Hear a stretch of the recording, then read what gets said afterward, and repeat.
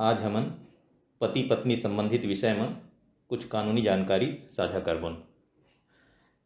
तो एक प्रश्न आथे कि पहली पत्नी के जीते जी यदि ओकर पति है दूसर कोई स्त्री से संबंध बना लेथे तब पहली पत्नी के पास का कानूनी उपचार उपलब्ध है।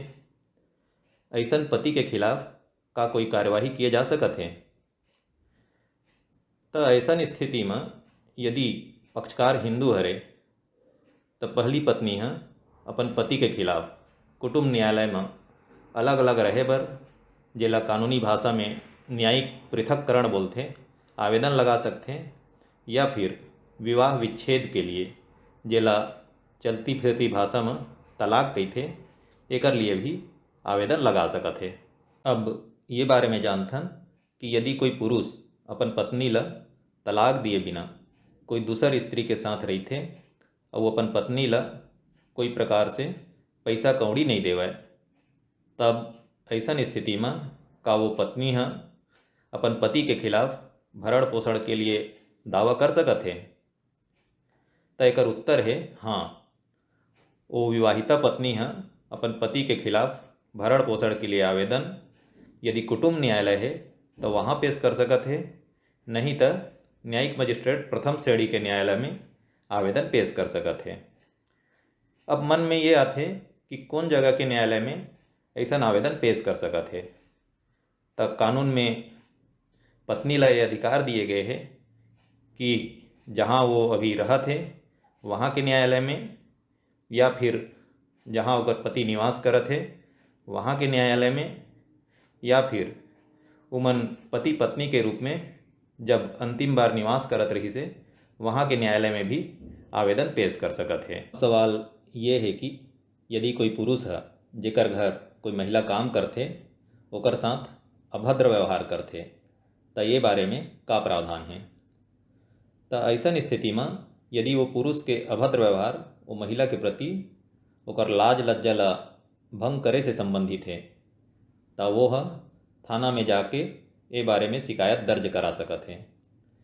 तब ऐसन स्थिति में वो पुरुष के कृत्य ला देखत हुए पुलिस ओकर खिलाफ धारा 354 क 354 ख भारतीय दंड संहिता के तहत कार्रवाई कर सकत है। साथ ही एक दूसर प्रावधान भी है कि वो पुरुष के खिलाफ महिलाओं का कार्यस्थल पर लैंगिक उत्पीड़न निवारण प्रतिषेध एवं प्रतिशोध अधिनियम 2013 के धारा 9 के अंतर्गत कार्यवाही हो सकत है। अगला सवाल है कि अक्सर देखे सुने में आते कि पति है अपन पत्नी के साथ मारपीट करते, तब वो पत्नी है थाना में जब रिपोर्ट लिखायल जाते तो थाना वाले रिपोर्ट नहीं लिखाए और ये कह के लौटा देते कि यह पति पत्नी के विवाद है। तब ऐसा स्थिति में कई बार आगे चल के पत्नी के प्रति पति के व्यवहार और हिंसक हो जाते, जेकर कारण पत्नी ला कई बार शारीरिक क्षति भी हो जाते। तब ऐसा स्थिति में पत्नी ला एक अधिकार तो ये है कि वो घरेलू हिंसा कानून के तहत कार्रवाई कर सकत है, लेकिन एकर अलावा वो और का कार्रवाई कर सकत है।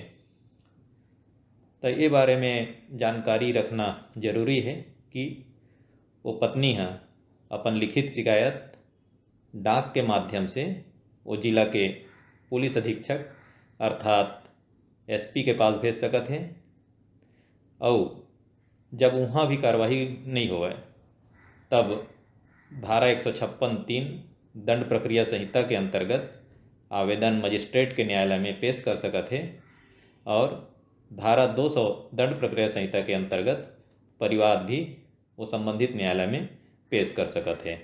यदि पहली पत्नी के जीवित रहत हुए ओकर पति द्वारा अन्य महिला ला गर्भवती बना दिए जाते, तब ऐसा स्थिति में वो पहली पत्नी और वो गर्भवती महिला के पास का अधिकार है, और वो गर्भवती महिला से जब संतान उत्पन्न होते तो वो संतान ला का अधिकार है। तो ये बारे में यदि दोनों पक्षकार हिंदू हैं तो वो दशा में पहली पत्नी हिंदू विवाह अधिनियम 1955 की धारा 13(1)(1) के अंतर्गत विवाह विच्छेद के लिए या धारा 10 के अंतर्गत न्यायिक पृथककरण के लिए कुटुंब न्यायालय में अर्जी दायर कर सकत है। साथ ही वो पहली पत्नी है भरण पोषण के लिए अपन न्यायालय में आवेदन भी पेश कर सकत है। जहाँ तक वो दूसर महिला के बात है, ओला विधि में कोई भी अधिकार प्राप्त नहीं है। लेकिन उस दूसर महिला से जब संतान उत्पन्न होते तो ये माने गए है कि हिंदू विवाह अधिनियम की धारा 16 में कि ओला वो संतान ला वैध संतान की भांति ही सब अधिकार प्राप्त हो ही। और साथ ही यदि वो संतान अवयस्क है तो ऐसी दशा में ओकर भरण पोषण के लिए धारा 125 दंड प्रक्रिया संहिता के अंतर्गत या हिंदू दत्तक तथा भरण पोषण अधिनियम 1956 की धारा 20 के अंतर्गत भरण पोषण के लिए आवेदन भी पेश कर सकत है। यदि कोई पति है अपन पत्नी के साथ ओकर इच्छा के विरुद्ध सहवास करते तो ऐसा स्थिति में वो पत्नी के पास का विधिक अधिकार है। तो ये बारे में माननीय सुप्रीम कोर्ट का एक मामला जेकर नाम है इंडिपेंडेंट थॉट विरुद्ध यूनियन ऑफ इंडिया 2017 10 SCC 800 में ये बताए है कि यदि पत्नी के उम्र 18 वर्ष से कम है और ऐसा स्थिति में ओकर इच्छा के विरुद्ध यदि ओकर पति के द्वारा सहवास किए जाते तब ऐसा स्थिति में वो पत्नी है ये बारे में थाना में जाके रिपोर्ट दर्ज करा सकत है, जहां ओकर खिलाफ धारा 375 में बलात्संग के जो परिभाषा दिए गए हैं ओकर तहत कार्रवाई किए जा सकत है। साथ ही लैंगिक अपराधों से बालकों का संरक्षण अधिनियम 2012 के अंतर्गत भी कार्रवाई किए जा सकत है। का कोई महिला के ऊपर गर्भ संबंधी निर्णय लेकर कोई दबाव ओकर पति द्वारा या वो महिला के ससुराल के किसी व्यक्ति के द्वारा डाले जा सकत हैं। का प्रजनन अधिकार महिला के देह की स्वतंत्रता से नहीं जुड़े हैं। तो ये बारे में कानून स्पष्ट रूप से बताते हैं कि पति के द्वारा या ससुराल के किसी भी व्यक्ति के द्वारा वो महिला पर गर्भ संबंधी निर्णय लिए के लिए कोई भी दबाव नहीं डाले जा सका है। ये बताए गए हैं कि प्रजनन अधिकार महिला के देह की स्वतंत्रता से जुड़े हुए हैं। यदि कोई पति के द्वारा अपन पत्नी ला कोई अन्य पुरुष से संबंध बनाए एक बार मजबूर करके प्रयास किए जाते तो ये बारे में पत्नी के पास का अधिकार उपलब्ध है। तब ऐसा स्थिति में वो महिला के पास अधिकार उपलब्ध है कि वो अपन पति के खिलाफ घरेलू हिंसा से महिलाओं का संरक्षण अधिनियम 2005 के अंतर्गत कार्यवाही किए जाने के लिए न्यायिक मजिस्ट्रेट प्रथम श्रेणी के न्यायालय में आवेदन पेश कर सकते हैं। अब ये जानथन कि कौन से प्रकार के विवाह वैध विवाह माने गए हैं। हिंदू विवाह अधिनियम 1955 की धारा 5 में बताए गए हैं कि वैध विवाह होने के लिए क्या चीज़ जरूरी है। पहला है कि दोनों व्यक्ति हिंदू होना चाहिए। दूसरा, विवाह के बेरा दोनों पक्षकारों में से कोई के पति या पत्नी जीवित नहीं रहना चाहिए। तीसरा, विवाह के बेरा दोनों पक्षकार में से कोई पक्षकार चित्त विकृति के परिणाम स्वरूप विधि मान्य सहमति दे में असमर्थ नहीं होना चाहिए।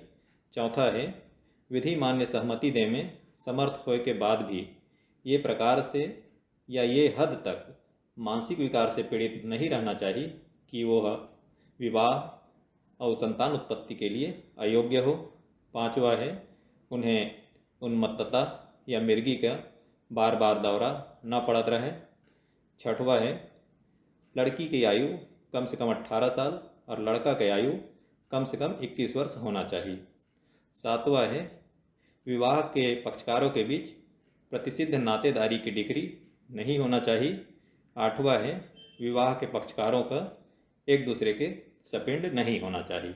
अब आते अवैध विवाह काला कहते हैं। तो हिंदू विवाह अधिनियम 1955 की धारा 11 में बताए गए हैं कि विवाह कब शून्य होते हैं।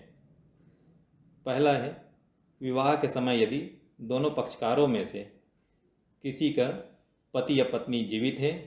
दूसरा, विवाह के पक्षकारों के बीच प्रतिसिद्ध नातेदारी की डिक्री है। तीसरा, विवाह के पक्षकार एक दूसरे के यदि सपिंड रहीस है तो ऐसे हुए विवाह शून्य विवाह कहे जाते हैं। अब जानथन कि यदि विवाह अवैध विवाह या शून्य विवाह घोषित कर दिए गए हैं तो ऐसी दशा में वो स्त्री ला या ओकर से उत्पन्न संतान ला का अधिकार उत्पन्न होते हैं। तो विवाह के अवैध होए के दशा में यदि विवाह के समय पुरुष अन्य पत्नी के जीवित होए के बाद ला वो स्त्री से छुपा के विवाह करते तो स्त्री ला वो पुरुष के खिलाफ अधिकार है कि ओकर खिलाफ धारा 495 और धारा 496 भारतीय दंड संहिता के अंतर्गत परिवाद दायर कर कार्रवाई करा सकत है। अवैध विवाह से जो संतान उत्पन्न होते ओला हिंदू विवाह अधिनियम 1955 की धारा 16 के अंतर्गत वैध संतान की तरह ही सभी अधिकार प्राप्त होते।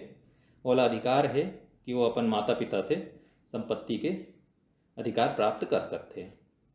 ऐसे अवयस्क संतान ला ये भी अधिकार है कि वह दंड प्रक्रिया संहिता की धारा 125 या हिंदू दत्तक तथा भरण पोषण अधिनियम 1956 की धारा 20 के अंतर्गत भरण पोषण के लिए आवेदन कर सकते हैं। आजकल समाचार पत्र में या टीवी में अक्सर देखे सुने मिलते कि लिव इन संबंध। तो ये लिव इन संबंध आखिर का है, लिव इन संबंध के बारे में कानूनी दृष्टिकोण का है, ये बारे में जानते हैं।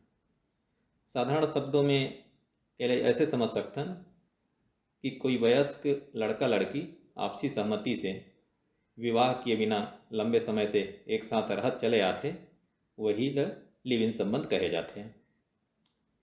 यद्यपि लिव इन संबंध के बारे में भारत में अभी कोई स्पष्ट अधिनियम नहीं है, लेकिन माननीय सुप्रीम कोर्ट विभिन्न मामला में लिव इन संबंध के बारे में व्याख्या करे है और लिव इन संबंध ला वैध माने हैं। ये भी बताया है कि लिव इन संबंध में जो रहत है ओला अपराधी की श्रेणी में नहीं आवे। साथ ही ऐसी महिला ला दंड प्रक्रिया संहिता की धारा 125 के अंतर्गत भरण पोषण प्राप्त करे के अधिकारी भी बताया गया है। लिव इन संबंध के दौरान उत्पन्न संतान ला वैध संतान की भांति ही संपत्ति में अधिकार प्राप्त करे के बारे में भी बताया गया है। आपके स्क्रीन में ये कुछ मामला डिस्प्ले हुआ थे, एक जरिए भी लिव इन संबंध के बारे में विस्तार पूर्वक जाने जा सकते हैं। जिस प्रकार से अनेकों मामले लिव इन संबंध के बारे में देखे सुने लगातार आवत है, तो अब महसूस भी किए जा सकते हैं कि ये बारे में स्पष्ट अधिनियम बनाए जाने की आवश्यकता भी है। ये क्षेत्र में आदिवासी या पारंपरिक विवाह मान्यताएं कौन से प्रकार से परिभाषित हैं, जैसे कि चूड़ी पहनाना। हिंदू विवाह अधिनियम 1955 की धारा 2(2) में प्रावधान दिए गए हैं कि संविधान के अनुच्छेद 366(25) के अर्थ के अंतर्गत आने वाली अनुसूचित आदिम जाति के सदस्यों पर हिंदू विवाह अधिनियम 1955 के प्रावधान लागू नहीं होंगे। यही अधिनियम में धारा 3 में रूढ़ी का होते, प्रथा का होते, ये भी परिभाषित किए गए हैं। यदि कोई व्यक्ति न्यायालय के पास कोई विवाद लेके आते और ये कहते कि वो आदिम जाति के सदस्य है और ओकर ऊपर हिंदू विवाह अधिनियम 1955 के प्रावधान लागू नहीं हुआ है, तो ये बारे में ओला स्वयं प्रमाणित करेल पड़ी कि ओकर बीच प्रचलित रूढ़ी का है या पारंपरिक विवाह मान्यताएं का है। आंगन में चम चम चमके न्याय का रोशन तारा, यही संकल्प हमारा।